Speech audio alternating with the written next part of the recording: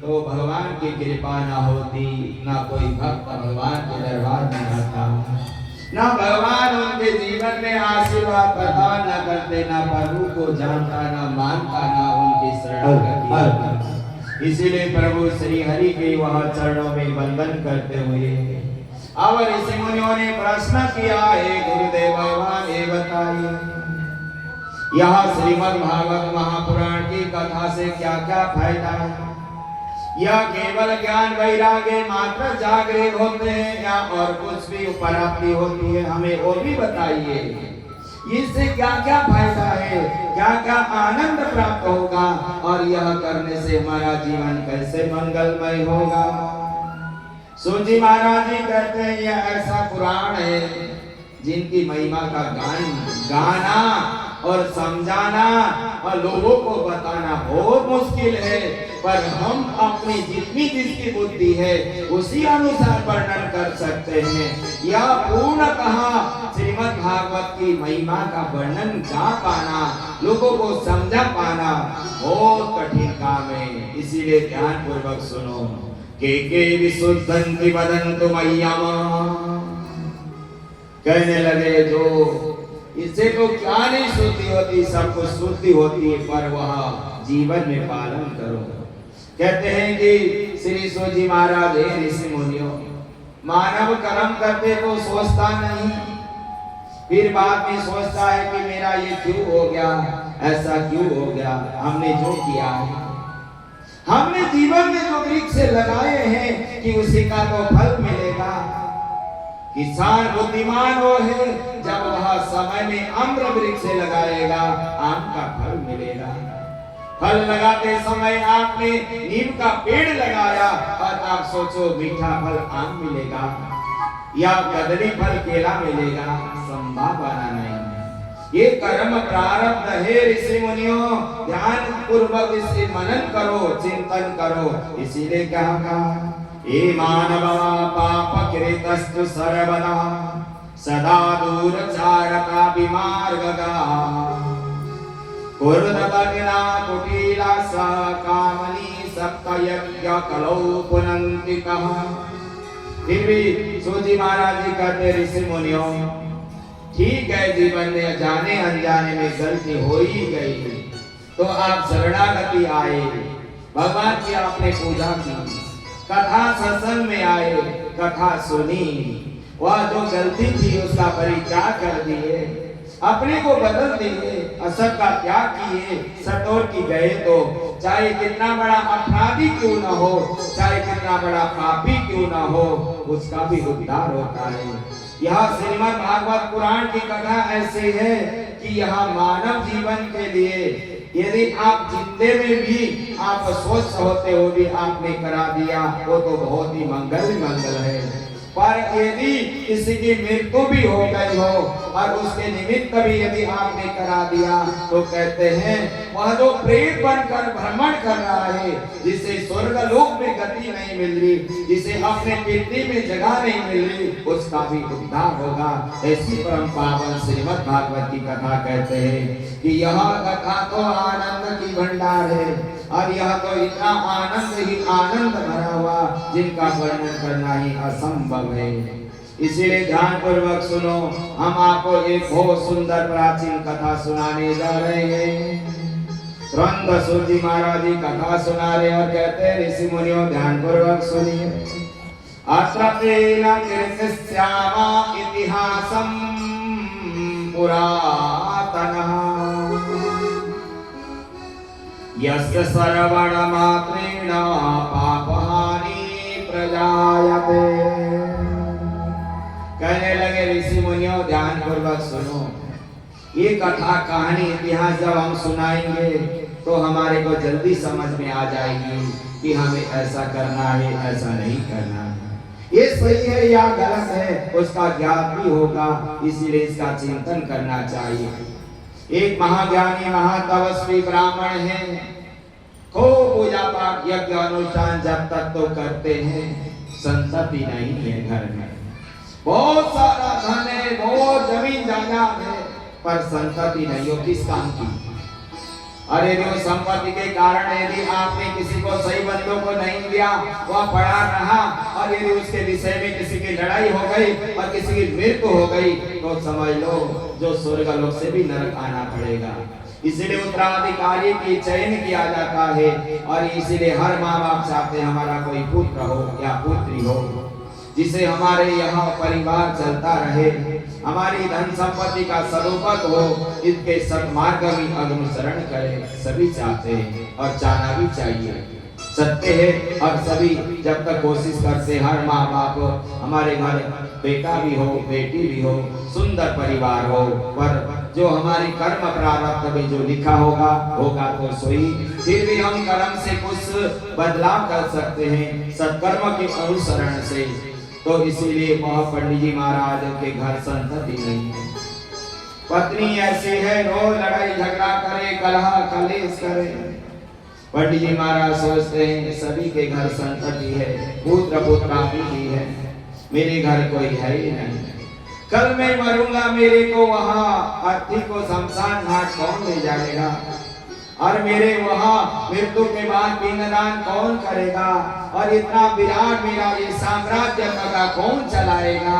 पंडित जी महाराज रोज सोच सोच कर परेशान होते हैं, क्योंकि यह कुछ लोगों के दिमाग में हो ही जाती है, और होना भी चाहिए। हर मानव जब शादी विवाह हो जाती है, सभी सोचते हैं संतति हो जाए, बालक बालिका हो जाए, माता पिता की सेवा करें, धर्म मार्ग का पालन करें, और वैसे सभी की कामना बनी रही है शुरू से, जब से सृष्टि चली, और जब तक रहेगी तब तक ये चलता ही रहेगा। और पंडित जी महाराज बड़े धर्मात्मा। पत्नी कैसी है? लोकवार्ता पुरा प्राहा बहु जल्पिका, सुराना गृहता कृपा कला प्रिया। जैसे ही पंडित जी महाराज घर में कहते हैं पूजा पाठ करो, भगवान को भोग लगाओ, यज्ञ कराएं, कभी तैयारी नहीं करना, लड़ाई झगड़ा करना। किस लिए करना है? हो जाते हैं किसी परिवार में कोई पत्नी बड़ी धर्मात्मा, कोई स्त्री, और कोई पतिदेव बड़े ही क्रोधी, पूजा पाठ करते नहीं। कई परिवार में दोनों ही इतने अच्छे होते हैं कि बहुत भगवान में मग्न रहकर आनंद जीवन यापन करते हैं। इसीलिए हर परिवार की अपने कर्म प्रारब्ध अनुसार ये सृष्टि बनी हुई है। अब पंडित जी महाराज जी रोते रोते बिलखते गंगा किनारे जा रहे हैं, और वहां तब करते करते रो रहे, मन में विचार किया है। तो उसी रास्ते से साधु संत महात्मा निकल रहे हैं। संत महात्मा इतने दयालु होते हैं, इतने करुणामय होते हैं, जब देखते हैं ना बेचारा कोई रो रहा है, पता नहीं क्यों रो रहा है, भगवान को चाहने के लिए, पाने के लिए, भगवान की कृपा के लिए रो रहा हो, संत महात्मा तुरंत पंडित जी महाराज जी के पास गए। पंडित जी महाराज अपने सिर को जमीन पे पटक कर बार बार रोते बिलखते हैं, महात्मा आप आशीर्वाद दीजिए, मुझे संपत्ति हो जरूर, तब नहीं तो मैं अपने सिर को पटक कर यहीं अपने प्राण त्याग दूंगा। संत महात्मा अच्छे काम के लिए गए थे, सत्मार्ग प्रदान करने के लिए, पर वहां तो महात्मा सोचने लगे आज परम हत्या का पाप हमारे सिर न चढ़ जाए। बड़े परेशान हो गए। तुरंत महात्माओं ने पूछा, कथम रोदसी विप्रात्मा, कापि चिंता बलीयसि, वदं सस्वरम स्वस्य दुःखस्य कारणम्। कहते हैं पंडित महाराज ये चिंता का कारण क्या है? आपको लगते बड़े ज्ञानी और महाविद्वान लग रहे हैं, और आप रो रहे हैं, कितना बुरा लग रहा है, ये कारण क्या है? तो महात्माओं ने जब पूछा, पंडित जी कहते हैं संतों सब कुछ है, संतति नहीं, इसलिए परेशान है। संत महात्माओं ने जब उनके माथे की लकीरें देखी, पंडित जी महाराज जी की कहने लगे, ब्राह्मण ये आपका इस जन्म का कुछ पाप नहीं है, पहले से कुछ आपके जीवन में अधर्म हुआ, वो बालक आपके वैसे जीवन में होना तो बहुत मुश्किल है, फिर भी हम संत महात्मा ब्राह्मणों का ये धर्म है आशीर्वाद देना, और यदि आशीर्वाद से आपका काम हो जाए तो प्रभु की कृपा से है, हमारा कुछ नहीं है। संत महात्मा यदि ज्ञानी जन ये नहीं कहते मैंने ये करा, वो ये कहते हैं मेरे प्रभु ने करा और मेरे प्रभु की कृपा से हुआ। ये ज्ञानी की और धर्मात्मा की वाणी है। जो अहंकारी और क्रोधी होता है वो कहता मैंने ये करा, मैंने ये करा, तो महात्मा संत कहने लगे कि यह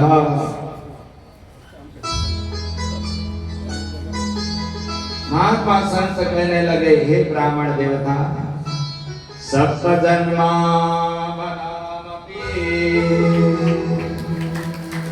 तव पुत्रो नैव च नैव च।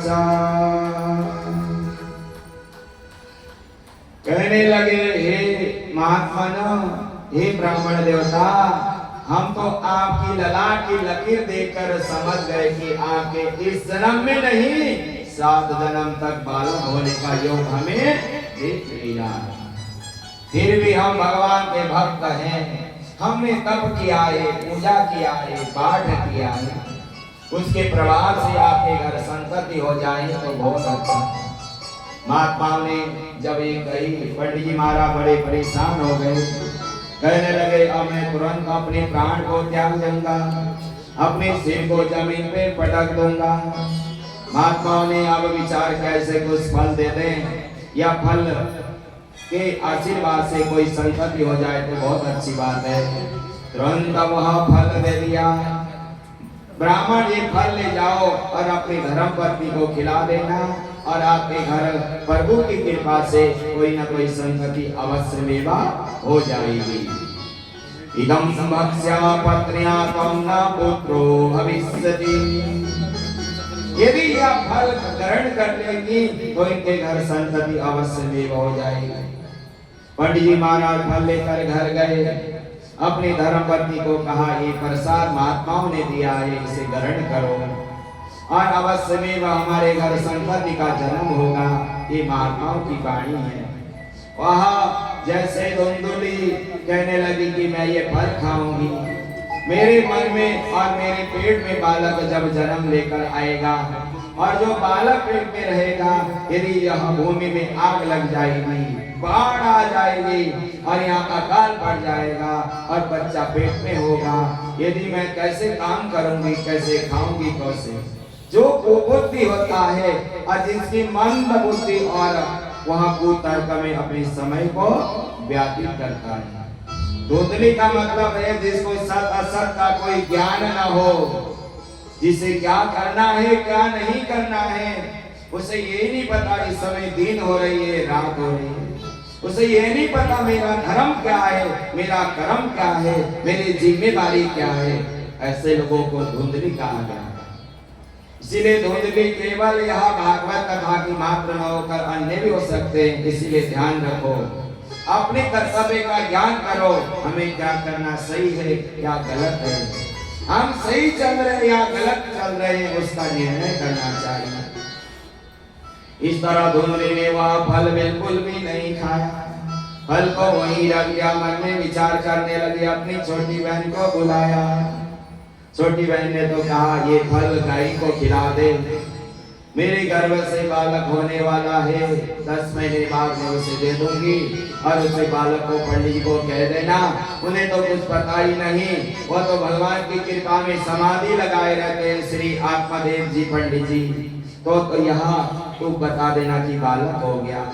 वह फल नहीं खाया, उस फल को गौ माता को खिला दिया। ऋषि मुनियों अब देखो कुछ समय महीना जब व्यतीत हो गया, क्या होता है, फल भक्षेण गर्भस्याद गर्भेणादरवेदिता स्वल्प भक्ष्य कोपि विरतेन कार्य कथम भवेत्। हल को गणना नहीं किया, तर्क वितर्क में लगी रही। जब कहा बहन ने गाय को गौ माता को खिला दिया। जब कुछ समय बाद जब उनके घर जब वह धुंधकारी का जन्म हुआ तो पंडित जी महाराज कहने लगे चलो बालक का जन्म हुआ बुढ़ापे में, इसका अच्छा शुद्ध सा नाम रखे जिससे वैसा ही काम होगा। कहते हैं ना जैसा नाम वैसा ही काम। बच्चों के जब नाम रखो ना विचार करो उसका अर्थ क्या होता है। पहले हम शिवांश, राम, कृष्ण, शंकर, शिव नारायण, शिव शंकर, शिव महादेव ऐसे नाम आदमी के रखते थे। और माताओं के नाम किसी की सरस्वती, किसी की गौरी, किसी की लक्ष्मी, किसी को राधा, किसी की रुक्मणी, अनेक प्रकार के नामों से माताओं को संबोधित किया जाता था। तो उनके कर्म भी ऐसे होते थे। और वर्तमान में कैसे नाम रख दिए, जिनके जैसे नाम होंगे वैसे ही काम होंगे। अब वह पंडित जी महाराज जी कहने लगे बहुत सुंदर नाम रखना है बच्चे का, यह बहुत अच्छा होगा आगे जाकर। धुंधली करनी है, मैंने 10 महीने अपने वहाँ पेट में रखा है, मेरा नाम धुंधली और इस बालक का नाम धुंधकारी रखा जाएगा।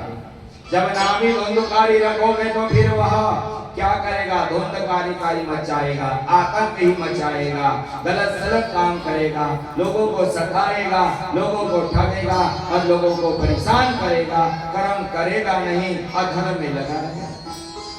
इसीलिए जैसा नाम होगा उसका वैसा ही काम होगा। विचार करो, बच्चों के नाम ऐसे रखो जिस प्रकार उनके नाम श्रेष्ठ हो, कर्म श्रेष्ठ हो, धर्म श्रेष्ठ हो और सत्मार्ग की और वह अग्रसर रहने वाले ऐसे बच्चे का नाम रखना चाहिए।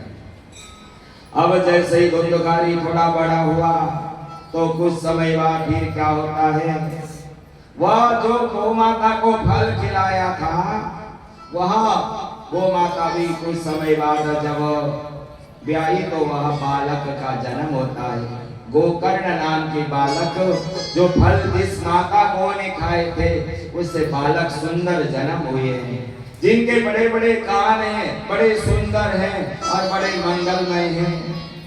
अब वह तुरंत पंडित जी महाराज जी मन में विचार करने लगे। पहले एक बालक नहीं था घर पे, आज 2 बालक हो गए। तो पंडित जी महाराज चारों तरफ आनंद मग्न होने लगे। छोटे छोटे बालक हैं। भाग्योदयेन अधुना जाता आत्मदेवस्य पश्यता तेना बाला प्रसूतस्य देवरूपितो कौतुकम्। अब 2 बालक घर में आए तो पंडित जी महाराज को क्या पता धुंधकारी आतंक मचाएगा। दोनों ही परमानंद छोटे बड़े होने लगे और तुरंत दोनों की छवि का निर्णय किया जाता है। दोनों कैसे हैं, कहते हैं जो संत महात्माओं के आशीर्वाद से जन्म लेकर जो आए गोकर्ण जी कैसे हैं, और झूठ और कपट और बेईमानी से जो धुंधकारी आया वो क्या कर्म करेगा, उसके बारे में भी आपको कथा सुनाई जाएगी, निरूपण किया जाएगा, समीक्षा की जाएगी। कहते क्या, यत कालेन कौ जातौ तरुणौ तवयायुवौ गोकर्णा पंडितो ज्ञानी धुंधकारी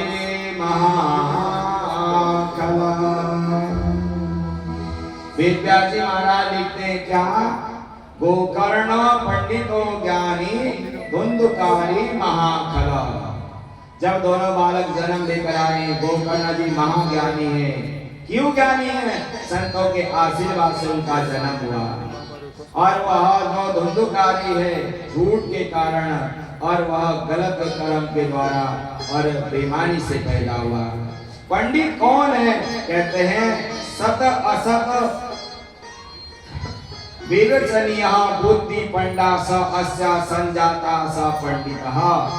पंडित का मतलब है सत असत बुद्धि विवेचन के द्वारा जो हम ज्ञान मार्ग को, हम क्या सही है क्या गलत है, जिसके सोचने की शक्ति है और जो सोच रहा है और वह सोच कर चलता है वह पंडित है। पंडित केवल जाति मात्र से नहीं होता, और जाति मात्र से ब्राह्मण होने से मात्र पंडित नहीं कहते। जिसे सत और असत विवेचनीय बुद्धि के द्वारा मंथन करके उसे संजा कहा, सब पंडित सिंचित करने वाले ऐसे पंडित जी महाराज। अब देखो कुछ दिन बाद जैसे धुंधुकारी थोड़ा बड़ा हुआ, चारों तरफ आतंक मचाने लगा, माता पिता को परेशान करने लगा। कहते हैं ना, सुपुत्र जो आपका जन्म लेकर आएगा आपके कुल को तारेगा, जब कुपुत्र जन्म लेकर आएगा उससे डुबो देगा, माँ बाप के नाम को दलदल में फंसा देगा और उन्हें परेशान करेगा, माँ बाप भी बड़े दुखी हो जाएंगे।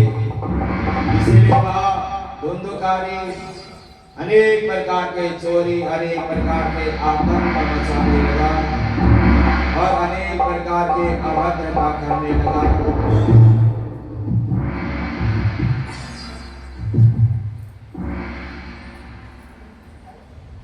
धुंधुकारी ने अनेक प्रकार के जब आतंक मचाए, पंडित महाराज बड़े सम्माननीय थे, जिनमें समाज में बहुत प्रतिष्ठा थी, वह धूमिल हो गए। लोग कहने लगे देखो पंडित जी का बच्चा होकर ऐसा काम करे, पिता की बेइज्जती हो गई। पिताजी बड़े परेशान हो गए। अब वह आत्मदेव पंडित जी महाराज विचार कर रहे हैं, जब मैंने कहा था कि मुझे संपत्ति चाहिए, मिल भी गया, और आज चोरी कर रहा है, अनेक प्रकार के पाप कर रहा है, रोज लोग मेरे घर बुलाने आ रहे हैं और परेशान कर रहे हैं, तो पंडित जी महाराज बड़े परेशान हो गए। ऐसी दुनिया में रहने से अच्छा ये ना होता तो वही अच्छा था। देखो जब तक जीवन में हम सोचते ये मिल जाए, पर संतुष्टि कभी नहीं होती। पहले हम सोचते एक मकान छोटा सा मिल जाए, फिर हम सोचते थोड़ा बड़ा मिल जाए, तब भी संतुष्टि नहीं होती। फिर हम सोचते छोटी गाड़ी है, बड़ी गाड़ी मिल जाए, फिर सोचते बड़ी मिल जाए और बड़ी मिल जाए। पहले सोचते थोड़ा सा कारोबार हो जाए कि हमारा परिवार चले, फिर सोचते 2 रुपया भी जोड़ जाए अच्छा होगा, फिर सोचते और आ जाए, फिर भी वह परिपूर्ण कभी भी नहीं होता। ये मन परिपूर्ण कब होगा?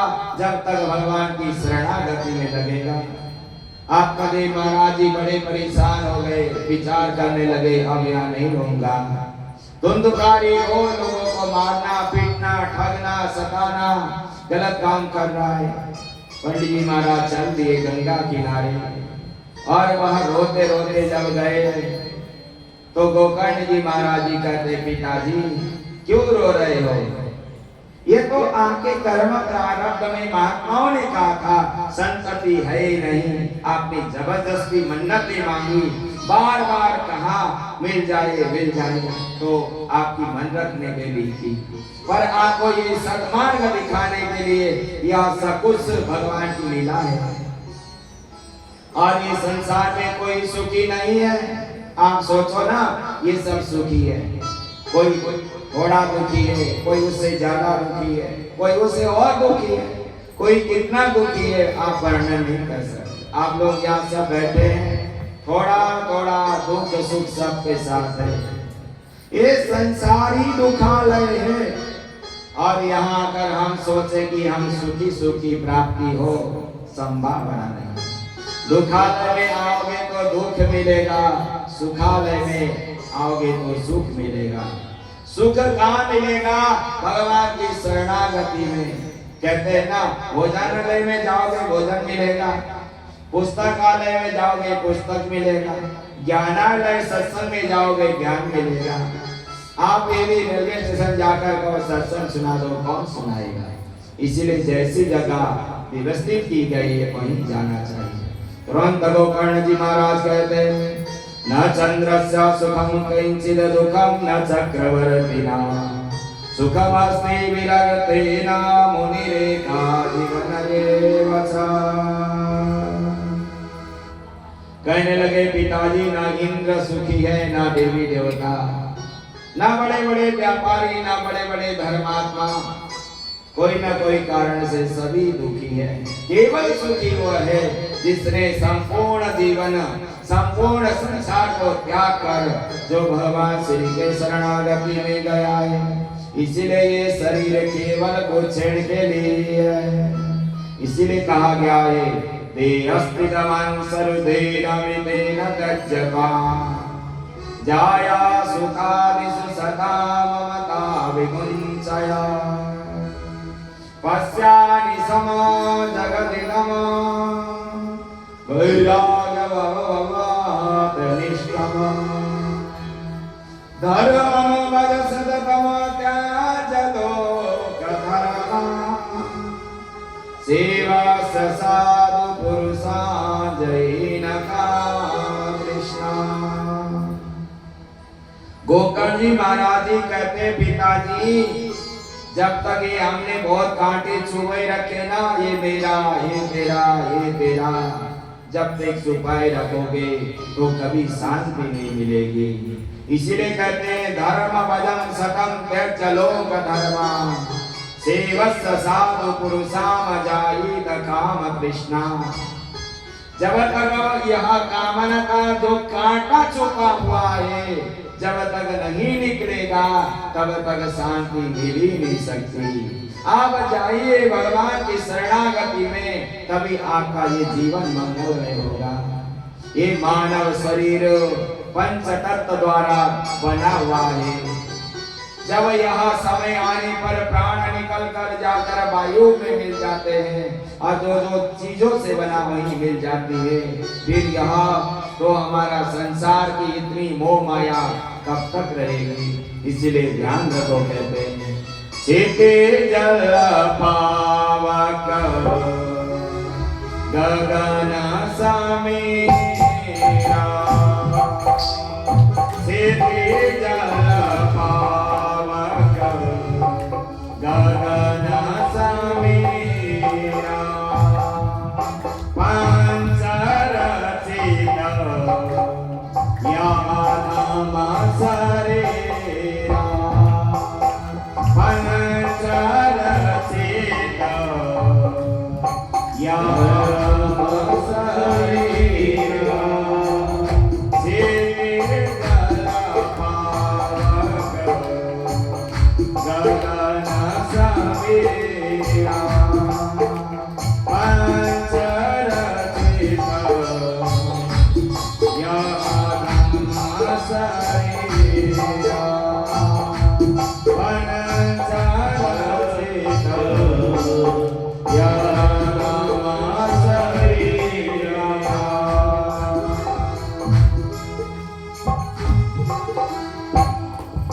यह पंच तत्व द्वारा बना हुआ शरीर जब प्राण निकल जाए तो प्राण जब तक है तो ये मानव हमारी कदर है। जब ये प्राण निकल जाते हैं तो घर वाले भी क्या कहते हैं ले चलो जल्दी ले चलो वहां लेकर छोड़ाओ अग्नि में भस्म कर दो। परिवार वाले पिताजी वहीं कट जाते हैं शमशान घाट में और वहां से लौटकर सब आ जाते हैं और उससे आगे कौन जाता है? पिताजी आपके कर्म जाएंगे। इसीलिए ये सब मोह माया का परित्याग कर दो। देखो यदि आपके परिवार में कोई धर्मात्मा जन्म लेगा चाहे पुत्र क्यों न हो, अपने पिताजी को सत्मार्ग की बात बतला रहे हैं श्री गोकर्ण जी महाराज। यदि हमने पुण्य किया है और हमने जीवन में भगवान नाम जपते जपते आपके घर में संतति जन्म ली होगी और जिन माओ ने पेट में बच्चा होते पूजा पाठ किया होगा धर्म किया होगा तो उनके गर्भ से बालक धर्मात्मा की जन्म होगा। यदि जिन माताओं ने बच्चा पेट में भी है रात दिन मोबाइल चलाते रहोगे फिर वह मोबाइल आपके बच्चे चलाना शुरू कर देंगे, धर्म कर्म सब समाप्त। इसीलिए गोकर्ण जी महाराज जी कहते पिताजी अस्ति रक्तम स्नायुकम मांस शोणितलेपितम चरमवत्तम दुर्गंधम पात्रम सा मूत्र भोजिता। देखो ये शरीर कैसे बना हुआ है? कहते हैं अस्थि स्तम स्थान अयुगतम मांस शोणितलेपितम। यदि ये शरीर में मांस भाग से न लेपित कर दिया जाए हड्डी हो तो देखने में भी डर लगता है, मानव मलोक भाग जाएंगे, पास नहीं आ सकते। ये तो भगवान ने हमें वस्त्र भी दिया, चमड़ी भी दी, तो यह देखने में अच्छा लग रहा है। इसी के द्वारा ये शरीर बना हुआ है। जैसे शरीर से प्राण निकल जाता है तो वह शरीर में बदबू आने लगती है, वह सड़ जाता है और गल जाता है और मिट्टी में, वायु में और आकाश में और पानी में परिणत होकर समाप्त हो जाता है।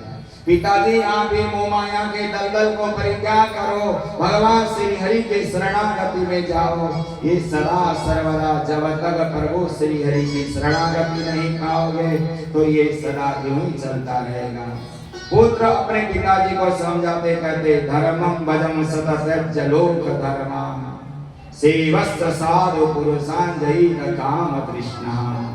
पिताजी यह धर्म भजिए, प्रभु श्री हरि के शरणागति में जाइए, नहीं तो यह संसार चलता ही रहेगा।